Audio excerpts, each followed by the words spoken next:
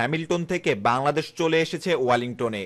নিউজিল্যান্ডের বাতাসের শহর নামে পরিচিত এই শহরে শুক্রবার শুরু হবে সিরিজের দ্বিতীয় টেস্ট। এবার শুধু ফাস্ট বোলার কিংবা ব্যাটসম্যানদের নয়, ভাবতে হবে ওয়েলিংটনে বাতাস নিয়েও। দলের তরুণ ওপেনার সাদমান ইসলাম অবশ্য বাতাস নিয়ে ভাবতেই চান না। ওয়েলিংটন পরিচিত বাতাসের শহর হিসেবে, এখানে বাতাসের বেগ সবসময়ই বেশি।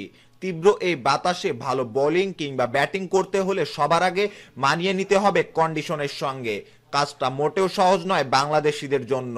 তীব্র বাতাস নিয়ে তাই চিন্তা থাকতে হয় সফরকারী দলকে। ওপেনার সাদমান অবশ্য বাতাস নিয়ে ভাবতে রাজি নন। বাতাস তো মাঠে থাকবেই, এটা মাথায় নেওয়া যাবে না। খুব একটা সমস্যা হবে বলে আমি মনে করছি না। যদি আমরা স্বাভাবিকভাবে খেলি তাহলেই হবে। বাতাস মাথায় রাখলে সমস্যা হবে, মাথায় না নেওয়াটাই ভালো। হ্যামিল্টন টেস্ট বাংলাদেশ ইনিংস ও 52 রানে হারলেও প্রাপ্তি ছিল তামিম ইকবাল, মাহমুদুল্লাহ আর সৌম্য সরকারের ব্যাটিংয়ে।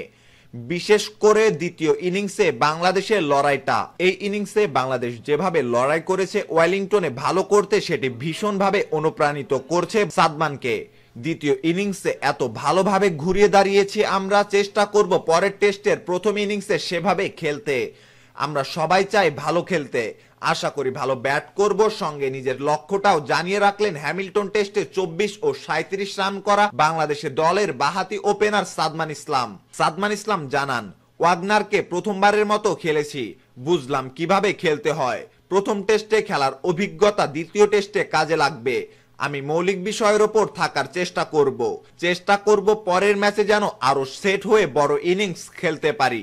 সম্মানিত ভিউয়ার্স, তরুণ সাদমানের কথা সম্পর্কে আপনার মতামত জানিয়ে কমেন্ট বক্সে কমেন্ট করতে ভুলবেন না। ক্রিকেটের নিত্য নতুন সকল সংবাদ সবার আগে পেতে চ্যানেলটি এখনই সাবস্ক্রাইব করুন। ধন্যবাদ।